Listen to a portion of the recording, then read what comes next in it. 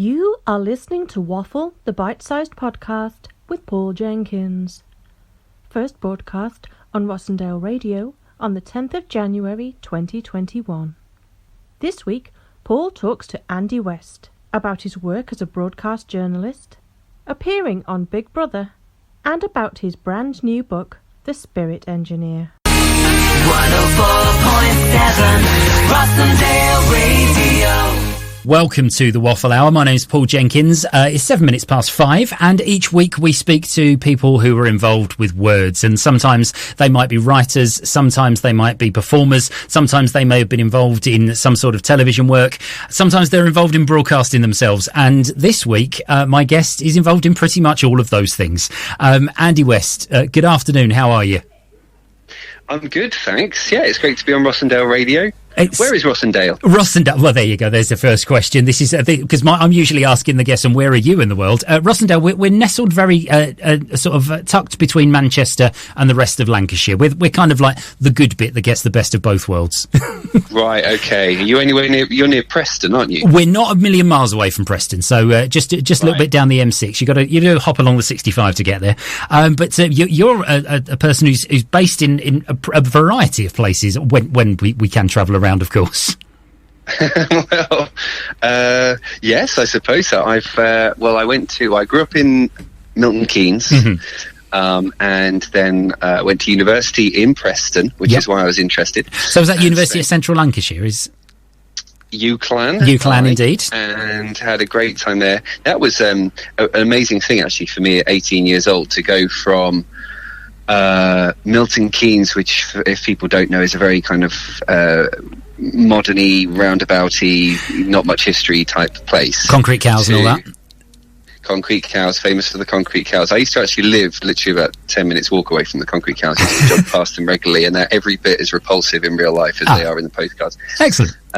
Yeah, and people used to vandalise them, and I used to think, and they look better. Leave them as they are. Anyway, and then Preston, I went to university in Preston. I'll never forget getting off the train in that big, drafty, always freezing cold Victorian, is it? Train station? It is a little bit, It's a sort of late Edwardian, Victorian kind of train station, Yeah, which I loved because it just felt so different from where I'd grown up, and the idea this was going to be my place, it wasn't to do with my parents or where I was living, it was going to be mine. And then walking down through Fishergate and then going to this strange little bakery chain that I'd never heard of before called Greg's, which ages me. And there was a woman in town. She said, "You're out of you first day at uni," and she told me where I needed to go to check in and where I was going to my halls and all that kind of stuff. And she was so friendly. She gave me a free mini sausage roll. Excellent. And I just thought I was like, Toto, we are not in Kansas anymore. This is not what I'm used to. The friendliness and how warm people were in a very cold place. You're a little bit like me in that I'm a relocated southerner, and like you say, it's another world. They talk to people here. It's very strange. when you first get here and people start a conversation on the bus, you go, well, why are you talking to me? Why have you picked me out? And they do, and it's lovely, apart from when they do get words wrong. Like, it's not a barm cake, they're not pants. Excellent. Do you know what I mean? Yes. Thank you very much for jamming the switchboard this afternoon. Now we're going to get complaints. That's good. Now the thing is, you went from university into a career in journalism, which is obviously here on the Waffle Hour. We're talking about words all the time. And the world of journalism has changed even in the last couple of years since I've been involved in Rossendale Radio, and the way that we sort of receive our news, or the way that we receive our programming, all of those things have changed. What was that experience like for you, sort of, because you worked for the BBC for quite a long time, didn't you?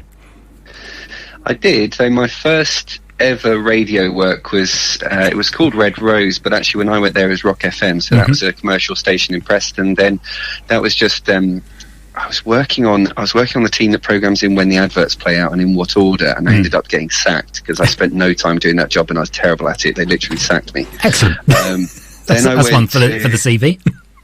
Yeah, exactly. First ever job in radio, and I remember walking out in floods of tears, calling up my friends, saying, "Oh, that's it, my radio career's over already." And then I went to Wave FM and became a newsreader at weekends on freelance on Wave FM in Blackpool, which is another heritage radio station, which was an amazing place to work. But I got that job because I went out to drown my sorrows. I went out in the Flying Handbag gay bar in Blackpool and lied to the drag queen to say that I was a newsreader, even though I'd never done it in my life. But I knew I could. You knew but no one had given me a chance. Got the skills. Exactly, right? Fake it till you make it. So, so I said, I'm a newsreader, and this guy came over and said, I'm editor of Wave FM's news. Would you like to read the news on our radio station? And the rest is history, as they say. So, and then I was, my first actual substantive job anyway as a journalist was at Dune FM in Southport. Great songs and everything local, I used to say. And you're on the Voice of the Valley at the moment, so we've all got our own little taglines. Oh, is it the Voice of the Valley? The Voice of the Valley, 104.7 Rossendale Radio, mate. Does it list all of the different places in the area? Because that's what I used to like about commercial radio, because it used to say across and then list all of these random places. I'm not sure that we should be giving shout-outs to Bacup, Todmorden, Waterfoot, Haslingden and Rawtenstall. Yes. All of those places. Easy. And I used to travel. I ended up, by the way, I got sacked from June FM as well because I swore on air by mistake. But that's another story. I do think I've got the world record for the most unintentional swearing ever by a newsreader. I love the way that you tell me this while we're on air. This is perfect. Don't worry, you're safe. Basically, something went wrong with the buttons I was pressing, and I thought I'd put my microphone down and was swearing at the computer. And then the DJ told me halfway through, "Mate, you're on air." And that's it. That teaches you a lesson. Never read the news drunk. I never made a mistake again. Anyway, so I put all of that behind me. It was a good short lesson in actually being a professional and taking your job seriously, because I think I was still in student mindset. And so, yeah, you're right. I worked all over the country as a journalist and as a newsreader, and ended up at reading the news on Radio 1, and then producer and reporter on Jeremy Vine's show on Radio 2, and with Claudia Winkleman, and lots of amazing, talented, extremely well-paid people, and then went to Northern Ireland and became a TV newsreader over there. So, and that was for me the realisation of a childhood dream. And that's the thing, is that when it sounds to me like the way you've just described that journey is that regularly people would probably start with those big names to start with working with Jeremy Vine and Claudia Winkleman, working in TV. But actually, it sounds like the craft of getting there, of that journey, of you getting there, of learning the way that you were going to be doing things. That sounds to me like the thing that you're a little bit proud of. There was a lot of it's a tough world to get ahead in broadcast journalism, isn't it? Yeah, I mean, I was saying actually to a friend only last night about, I know we're going to get on to, I'm publishing a book this year, and I've done that without an agent, and I'm doing it all a bit, topsy-turvy in the wrong way round. But I said to my friend, I was like, I've always had to fight my way through and prove myself before the movers and the shakers decide to get on side. And I've seen it work the other way, where, sometimes through nepotism and sometimes through luck and sometimes through just, having the right face that fits, people get the big breaks quite easily. For me, I've always had to fight and scrape my way through. And sometimes that's really frustrating and exhausting, and I can feel quite annoyed about it.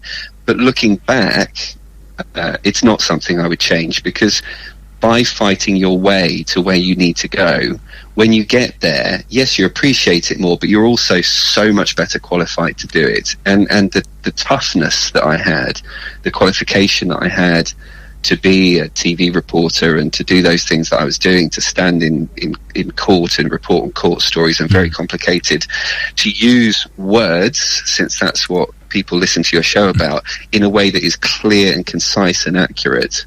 That takes a great deal of confidence and experience. And I think if I'd been given a break earlier, I probably wouldn't have been equal to the challenge. Yeah, I think the experience that being around the block a few times really does help and gives you a bit of gravitas when you're speaking, because people trust you, don't they? I hate doing this bit because this is part of the show that I absolutely love, because I get to talk to people about music, but I feel like I'm interrupting people all the time. But we're a radio station. Turns out we have to play music. But you've provided the playlist for us this afternoon, and you started off with a Thea Gilmore track. This Is How You Find the Way. Was there any reason this particular sort of track was one that was on your playlist? Yeah, I fell in love and then had my heart broken, and I just chanced upon Thea's album, and these tracks mean a lot to me. I worked with Thea Gilmore. She wrote and performed music for a documentary I made for Radio 2 where I was scripting John Hurt, and it was about an incredible story of a guy who fought in the war, true story for Remembrance Day. The whole thing is wrapped up in a lot of emotion for me, and I think Thea Gilmore is a great example of someone who has just raw natural talent, and those who know her love her. Dedicated to the Rossendale Valley, this is your very own Rossendale Radio. Welcome back to 104.7 Rossendale Radio, the voice of the valley. My guest this afternoon is Andy West, and Andy was talking to us about his broadcasting career and his work on various different radio and TV stations. But at the moment, I'm looking at a page that is AJ West Author, and we're looking at your Twitter and your Instagram, and that's very much how you're branding yourself at the moment, Andy West Author. Do you want to tell us a little bit about The Spirit Engineer? Yeah, I'd love to. Absolutely. The Spirit Engineer is a story I came across when I was in the bath, actually, in Belfast, when I was a TV news reader, and I was reading a book by Harry Houdini, which is about his adventures investigating and uncovering fake spiritual mediums. It's called A Magician Among the Spirits, and I would say whether you believe in ghosts or not, it's a fantastic read. I mean, it really is quite a caper. I mean, people floating tables out of windows and all sorts of things going on, and gadgets that people used to use, and the effort that people used to go to actually in their. I mean, look, I'm going to say this right now. I know that a lot of people listening will believe in ghosts, and I totally respect that. I don't believe in ghosts, but I wish I could see one. That's how I have to put it, right? So it's a very sort of agnostic view of the ghostly supernatural world. Yeah, I mean, I would give anything to see a ghost. Honestly, it would be such a weight off my mind, because I'm a terrible pessimist. I always think I'm going to die tomorrow. So the idea that there's life after death would be a huge relief. But unfortunately, I'm yet to believe it. But I've always loved ghost stories. So this is a true story of William Jackson Crawford, who appears in Harry Houdini's book. And he was a professor of engineering in early 1900s Belfast in Northern Ireland, around the time of the First World War, just after the Titanic had sunk, in this kind of not much discussed era, in a not much discussed city. I was going to say, it's a lot of social upheaval at that time as well, because around about 1912 you also had the rise of the Republic and the problems with around about Michael Collins and the whole uprising. So there must have been a lot of historical fact that you had to kind of research, I'm assuming, that kind of went into the book. Well, I hope so. With the publisher, they go through the history and make sure that it's right at their end. But I have researched it for around 3.5 years, actually, going all around the world, going to various archives. To Cambridge Manuscripts Archive was amazing. I found some photographs and some letters. It's a fascinating period for a fascinating city. People forget, with Belfast, it's not always been what I call beards and bombs. It was actually the industrial powerhouse, really, for the UK, with maritime, with linen production, with all sorts of different industries. It was a hugely important industrial powerhouse as part of the British Empire at that point. You had crushing poverty. You also had fantastic wealth. At the same time, you had the sinking of this extremely famous ocean liner. And you had the onset of the First World War. And you're absolutely right. You also had the friction around Irish politics and whether or not it should remain British, to put it in wildly simplistic terms. So yeah, really complex time. And amidst all of this, you also had a massive trend towards spiritualism, towards seances. And William Jackson Crawford, who, as I say, was a respected professor of engineering, spent 6 years investigating a spiritual medium. And that's what the book is about. It does sound like it's going to be a fascinating read, and you say it's October that it's due out. So I think maybe we might get some advance copies here at Rossendale Radio, and I can do a nice review for you before it comes out. Nice. One of the things that always strikes me about, and we touched upon this earlier about us sort of being slightly located away from where we were born, is that obviously writing a book about Northern Ireland, you're not part of that culture to start with. So how do you find the voice for a character? I often find, I live up here in Lancashire, and the amount of times that I've been picked up on colloquialisms that I've got wrong, or my dialogue isn't quite as it would be for if you weren't born here, mate. All of that business. How did you approach that for your characters? Well, it was a good start for me that the lead character, and it's written in first person, William Jackson Crawford, actually was born and grew up to the age of 16 in New Zealand, then studied in Glasgow as a young man, and then got his first job as an engineer in Northern Ireland. So he is himself what they call in Northern Ireland a blow-in. I spent 4 years there, and I could have lived there for another 30, and I'd always be referred to as a blow-in. And I quite like that. Northern Ireland and Belfast is actually phenomenally welcoming to me as an outsider. I think because I just landed in the city and instantly fell in love with it. And I immersed myself actually in the history of the city, and loved and fell in love with Irish people and Northern Irish people and the accent and the vocabulary. The truth is that when you go back to the early 1900s, it never ceases to amaze me how rich their formal vocabulary is, and actually, when you read the letters, it's not filled with colloquialisms in the way that, if you read our Facebook post today, and in 200 years' time, when someone looks back at our Facebook post, they'll be thinking, what are all these ridiculous words people are using? And I think if you go back to Tudor times or medieval manuscripts as well, you see lots of different spellings, and you see the dialect coming through in that way. But because spelling was standardized in and around the kind of 1700s, you kind of lose the colloquialism. Yeah. Because in letters and things, because it's so formal. And so you're right, that was a bit of a challenge for me. What were working class people from Belfast? What words were they using? How did they sound? Yeah, I was going to say, because of course that's the great thing of history. There are so many voices that weren't documented through literature, because of course it wasn't the people writing literature wasn't the people of the working class. It wasn't until Dickens and people like that came along that they actually started using working class voices in literature. It sounds like you had to do quite a bit of digging. I did have to do a lot of digging anyway with the book, because as I say, it's based on a true story. My novel is about this fundamental question, really. Who is abusing whom? You have these days we're talking a lot about privilege, aren't we, and toxic masculinity and all those sorts of things. You have here a middle class, educated, relatively comfortably off guy who is investigating in quite an eccentric and, to our standards, inappropriate way, a 16-year-old girl, and the power play there would make you think that someone is abusing his power, yet at the same time he is clearly mentally quite fragile. Let's say, I'm choosing my words carefully. This is good practice for me, because I've got to talk about it without giving anything away. Exactly. Yeah, you've got a big book launch and tour to come once this is all finished.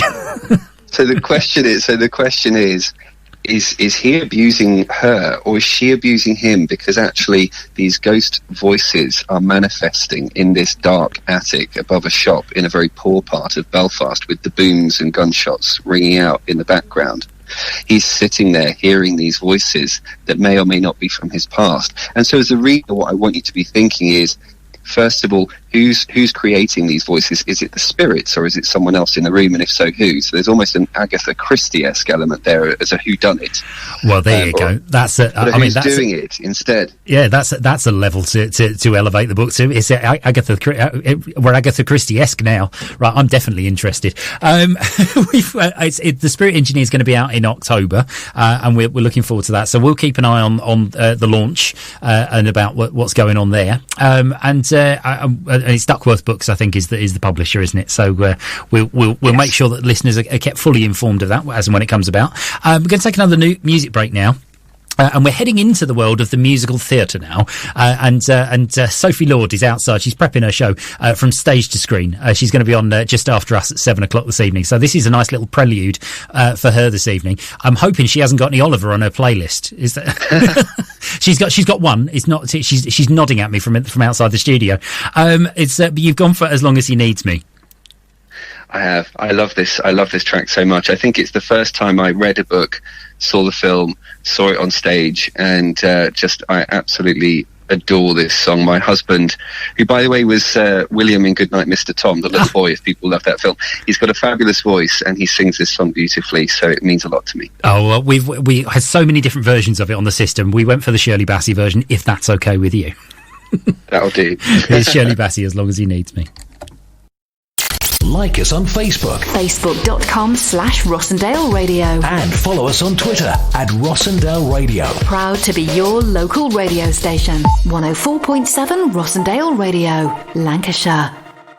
Welcome back to 104.7 Rossendale Radio. Paul Jenkins here with the Waffle Hour, and my guest Andy West is with us. Apologies for the rhyming around the guest Andy West, but I'm a poet and I can't stop myself, I'm afraid. It's been lovely to talk to you this afternoon about your career in broadcasting and, of course, about your work going forward as an author. But there's been a glaring omission at the moment about something relatively large that happened during your life, which people may want to hear about. Andy, how on earth did you end up involved with Big Brother? Well, I have to give you the short précis, don't I? How did I end up in Big Brother? Do you want the truth? Yeah, how does it happen? How'd you get in that house? Do you want the thing that I'm supposed to say? Oh, go on. Give us both versions. Honestly, there isn't time. Well, first of all, I took issue with a decision the BBC had made over giving an award to a guy who had made homophobic comments, and I put on my Facebook that I disagreed with it, and long story short, it ended up in the national press, and I ended up being suspended and then sacked. So that was a bit tough. And then I got a call from an agent saying, would I be interested in being a Big Brother housemate? To which I said no, and then he called me back again and said, they really, really want you, will you do it? And this was not the celebrity one, this was the normal one. Yeah. And so I, to be honest, I didn't have anything else to do, and being a journalist, I thought, well, it'd be quite interesting actually to I can write about this later. Yeah, well, I thought they're never going to put me on Big Brother. So, but anyway, whatever, I'll go with it. So I did, and I was invited to London and had a meeting with producers, and that was all fine. It really just went on for. I had to go to auditions at this big hotel, but they put a sticker on my name badge, so the judges knew that I was kind of there, really just to dot the I's and cross the T's. I was going through anyway, so. How did I get on Big Brother? I was kind of cast, but I had to pretend I hadn't been cast, which is the same for pretty much everyone in there. And I think that's the way with a lot of reality TV these days. But once you're in there, the difference with Big Brother and other supposed reality TV shows that are huge, like Love Island and The Only Way is Essex and things, is that we weren't scripted or directed. We literally were just trapped inside a box for, I was in there for about 7.5 weeks, which was a very long 7.5 weeks. But imagine. Unlike other programs, we weren't told what to do or told what to say. We were literally cut off from the outside world. And is it that moment where you first go? Because I think you get the crowd. You were at the stage where the early series, it was people were sort of snuck in the back door and they all arrived. Whereas there was a big event, wasn't there? Once as people were going into the house, what was that like? That first time when you were greeted by the crowds and you had to do the interview before you went in and all that business. Oh gosh, it was fantastically exciting. I'd spent a week by that point with my chaperone Claude. hidden away in Winchester. We weren't allowed to go out. We were allowed to go out for one meal in public, but otherwise we had to stay trapped inside a house. Wow. If I went anywhere near a newspaper as a journalist, he had to kind of rugby tackle me to the floor because I wasn't allowed to know what was in the news for the week before we went in. Oh, that's interesting. Yeah, and then we were taken to a hotel the night before and packing the suitcases. I felt sick because it was the first time I really thought this is really happening, you know.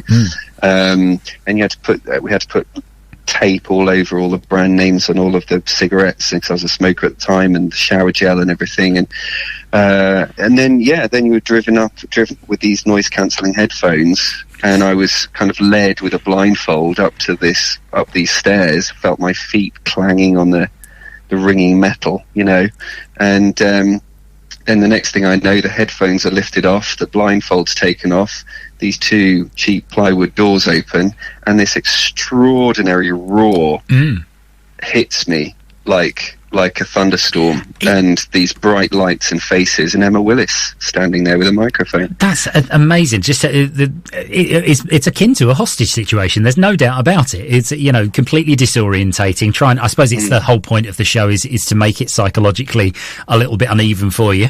But it just all of those different assaults on the senses, the regular human experience. Although, having said that, I should imagine that if you were to go into the Big Brother house now, 7.5 weeks sitting in the same house with everybody is probably not too much of anything for anybody anymore.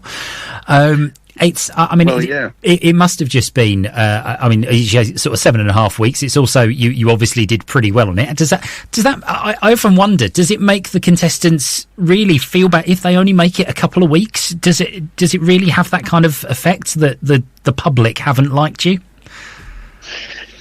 Well, because of course you did relatively well. I think the 7.5 weeks. That's a long time to be in the house. Very isn't it? well. Yes, I did very well. I'm very proud of it. Yes, I came fourth, same as Jade Goody. So there we are. There you go. that's like the league table of Big Brother contestants. I bet there's somebody out there has statted the whole thing, haven't they? Yeah, I don't know. Fourth was great. I mean, I went in there with 18 people, so I did pretty well. And listen, I was never cast. No, I'm still friends with people who work on the show, and that people like me, they have names for each of the types of contestant, and my type of contestant has never won that program, will never win that sort of program. It's just, you know, you're just not designed for the majority of the audience to really like you hugely. So it was tough for 8 weeks, because I was put in there really to be the baddie, and I didn't play to type. That's not what I didn't give them what they thought they were going to get, actually, which I'm pleased to say, because I would certainly have not wanted to have gone in there and been the baddie. Yeah. But I was someone who had some intelligence and was relatively educated. I'll never forget there was one task where we had to work out whether or not Brexit had been a yes or no vote and who was Prime Minister. And I rightly guessed that Brexit was a yes vote, and I rightly guessed that Theresa May was Prime Minister. And I can't use the exact words because I'll be swearing on air again. And I've done that once in my life. I won't do it again. But one of the other housemates said, "Oh my gosh, our first woman Prime Minister." Oh dear. And I said, it gets better. I said, "No, that was Margaret Thatcher." To which another housemate said, "No, mate, she was the Queen." Yes, of course, and I think well done for holding your tongue. Maybe you didn't. I didn't hold my tongue. That was my whole problem. Yeah, you are on Rossendale Radio. Please do not swear. I mean, honestly, Andy, we could talk about this all day, because I should imagine that, you know, you could go through week by week and contestant by contestant telling us about the show. And to be honest, I think I'd like to invite you back to talk about that at some point or another. But unfortunately, we're coming up to time. I've got to do an ad break at some point or another. Thank you so much for coming on. We're going to direct people towards your social media, if that's all right, because you're on both Instagram and Twitter. It's am I right in thinking it's the same address for both? It's at Andy West TV. No, this is really important. I would love people to connect with me on Instagram. That's the place to go. Let's do this. It's at AJ West Author, and there's lots of writing there, particularly if there's anyone who's listening, if you have any gay guy listeners, there's also other stuff I'm writing that they might be interested in. But the book is out in October. My Instagram, AJ West Author, and send me a direct message. I'd love to say hello. That's brilliant. So it's at AJ West Author. What we'll do is we'll put up on the Rossendale Radio webpage, on the Facebook page, so that people have got that link, and we'll get that link up on our Instagram page as well in the next hour or so. And when the podcast comes out next week, we'll make sure that that's all linked in as well, so you can follow Andy to your heart's desire, good listeners. We're going to finish up with your final music choice, and now this is from the Smashcast. Now this is some people may have heard of this show and some may not. And do you want to tell us about Smash and why you chose Let Me Be Your Star? Yeah, I mean, I can tell you right now, I'm actually not a fan of Smash. Oh, right. But I'm a fan of this track. As soon as I heard this track, this extraordinary burst of orgasmic energy that this track is, it's about hunger for success, hunger for fame, hunger for glitter and stars and wonderment. And I just think it just makes me grin from ear to ear. And I hope that the listeners like it too. It's camp as anything, and I love it. And it's a perfect way to finish up this afternoon. Andy West, been an absolute pleasure. This is the Smashcast with Let Me Be Your Star. 104.7 Rossendale Radio. So there you have it. We come to the end of another Waffle, the bite-sized podcast. I want to say thank you very much to Andy West for coming on the show, for being my guest and talking about his brand new book, for his amazing career in broadcast journalism, and of course for his time on Big Brother. What fascinating stories he had all the way through. And honestly, we could have talked to him for another half hour. I fully intend to try and get Andy back on the show at some point or another, because there's loads more I wanted to ask him. It was absolutely fascinating and a real inspiration, I think, for anybody who wants to get involved in the media or start getting involved in writing, or just generally wants to be involved in something that involves themselves with words. It's just absolutely brilliant to talk to him. My thanks go to everybody at Rossendale Radio for allowing us to broadcast on Sunday afternoon, and of course for Melanie Kemp for all her work editing and producing Waffle, the bite-sized podcast. We'll be back with another great guest next week.